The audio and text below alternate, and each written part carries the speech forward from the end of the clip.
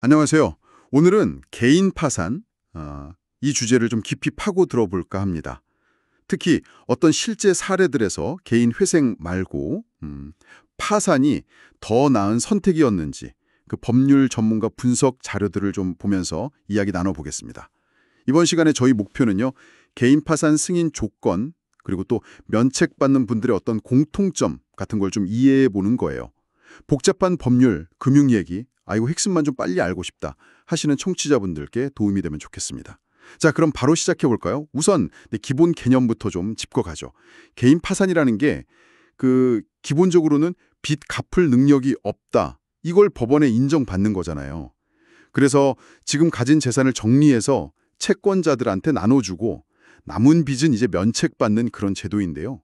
그냥 나 일하기 싫으니까 파산시켜줘 이런 건 당연히 안 되고요. 그렇죠. 소득 활동이 정말 불가능하거나 아니면 매우 어려운 그런 명확한 사유가 꼭 있어야 합니다. 네, 여기서 근데 좀 중요한 점이 그 파산 신청 자체가 기각되는 경우 이건 생각보다 많지는 않아요. 보통 신청하기 전에 변호사하고 상담하면서 가능성을 좀 면밀히 따져보거든요. 미리 검토를 하니까요. 그렇죠. 근데 문제는 면책 불허가입니다. 그러니까 빚을 탕감 안 해주는 결정이죠. 이건 종종 있어요. 예를 들어 재산을 숨겼다거나 아니면 과거에 도박이나 심한 낭비 같은 그런 면책 불허가 사유가 드러나면 안 되는 거죠.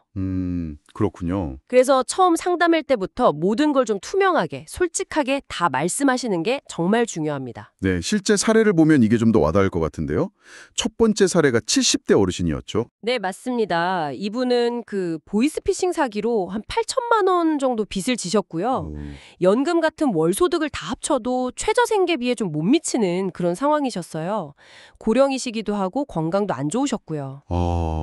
사기 피해에다 건강 문제까지. 네.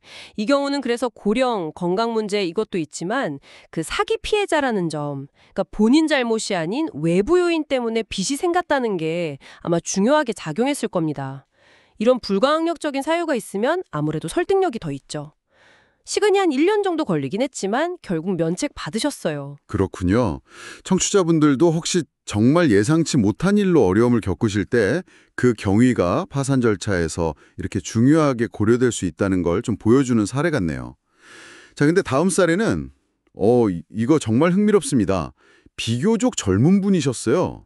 40대 보험 설계사 출신. 네, 맞아요. 이분 같은 경우는 좀 안타까운데 그 보험 계약 유지를 하려고 대신 돈을 내주다가 빚이 점점 불어난 거죠. 결국에는 막 사채도 쓰게 되고 빚독촉에 시달리시다가 정신과 치료까지 받게 되신 그런 경우입니다. 젊은다는 이유만으로 그냥 벌어서 갚아라 할 수 없는 그런 상황이었군요. 그렇죠. 정신적인 어려움 때문에 근로 능력을 상실했다. 이게 인정된 중요한 케이스입니다. 신체적인 문제만 보는 게 아니라는 거죠. 정신적인 문제도 근로능력 상실의 근거가 될 수 있다. 물론 이걸 입증하는 게 중요하겠네요. 당연합니다. 진단서라든지 꾸준히 치료받은 기록 같은 객관적인 자료 제출이 필수적이고요. 그리고 이때 그 법원에서 지정하는 파산 절차 관리 전문가, 파산 관제인이라고 하는데요. 이분의 판단이 상당히 큰 영향을 미칩니다. 네. 다음은 사업 실패 사례인데요. 60대 가장이셨고 농어촌 관련 사업 실패로 무담보 채무만 15억 원에 달했다고 합니다. 와, 15억. 네, 금액이 상당하죠. 세 자녀의 배우자 소득까지 다 고려해도 이 정도 빚은 사실상 상환이 불가능하다고 봐야죠. 개인 회생으로도 안 드는 수준이군요. 그렇죠. 개인 회생은 어쨌든 일정 기간 꾸준히 갚아나가는 계획을 세워야 하는데 이 정도 규모면 그 계획 수립 자체가 현실적으로 어렵다고 판단될 가능성이 높습니다. 그러니까 이 막대한 채무 자체가 파산의 아주 명확한 사유가 된 거죠. 가끔 채권자들이 면책 결정에 이의를 제기하는 경우 이걸 즉시 항고라고 하는데요. 그런 경우도 있긴 합니다만 보통 법원이나 관제인이 중대한 실수를 한 게 아니라면 면책 결정이 유지되는 경우가 많습니다. 결국 빚 액수 자체보다는 실제 갚을 능력이 있느냐, 이게 핵심이라는 말씀이시네요. 그럼 50대 중반의 또 다른 사업 실패 사례도 비슷한 맥락인가요? 이분은 빚이 한 1억 1천만 원 정도로 앞 사례보다는 적었는데요. 네, 맞습니다.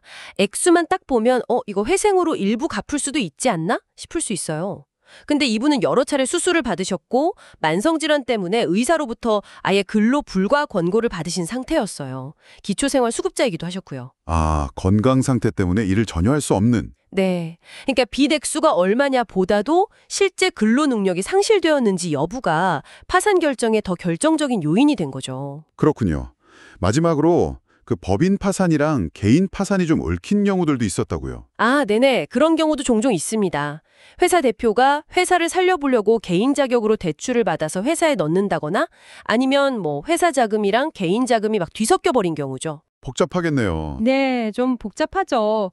이런 때는 개인 파산 절차를 진행하면서 그 회사로 넘어갔던 자금 일부를 다시 개인 재산으로 가져와서 채권자들한테 나눠주는 조건으로 면책이 이루어지기도 합니다.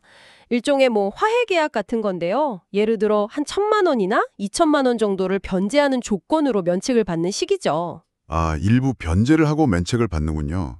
네. 이런 사건일수록 또 파산 관제인을 잘 만나는 것도 중요하다고들 하죠. 네. 그럼 쭉 들어보니까 결국 성공적인 파산 면책의 핵심 요건은 한 3가지 정도로 정리될 수 있겠네요. 첫째는 나이나 건강 아니면 정말 감당 못할 빚 때문에 충분한 소득을 벌기 어렵다는 그런 명확한 사정. 맞습니다. 둘째는 낭비나 도박 같은 본인의 어떤 큰 잘못 없이 빚이 생긴 경위, 이것도 중요하고요. 네, 중요하죠. 그리고 셋째, 배우자나 자녀 재산까지 포함해서 모든 걸 정말 투명하게 공개하는 정직성, 이게 필요하다는 거군요. 정확합니다. 철저하게 준비하고 또 숨기는 거 없이 정직하게 임하는 태도가 무엇보다 중요하다고 할 수 있겠습니다. 네, 오늘 정말 다양한 실제 사례들을 통해서 개인 파산이 어쩔 수 없는 선택이 되는 그런 상황들을 자세히 들여다봤습니다. 핵심은 단순히 빚이 많아서가 아니라 정말 갚을 영역이 없고 그 이유가 납득 가능해야 하고 또 모든 정보를 투명하게 공개해야 한다는 점이었던 것 같습니다. 청취자 여러분께 오늘 이 내용이 좀 어떤 의미로 다가오셨을지 궁금하네요. 그저 숫자로만 보이는 빚 이면에 있는 개인의 복잡하고 힘겨운 사정을 조금이나마 이해하는 계기가 되셨기를 바랍니다. 마지막으로 제가 이런 질문을 한번 던져보고 싶습니다. 파산 절차라는 것이 결국 근로 능력 상실에 상당히 초점을 맞추고 있다면요. 우리 사회는 개인이 갑작스러운 질병이나 사고 또는 사업 실패 같은 걸로 파산이라는 그런 막다른 길에 이르기 전에 그 전에 이분들을 어떻게 좀 더 효과적으로 지원하고 붙잡아 줄 수 있을까? 더 나은 예방책이나 사회적 안전망은 과연 어떤 모습이어야 할지 한번 같이 고민해 볼 필요가 있겠습니다.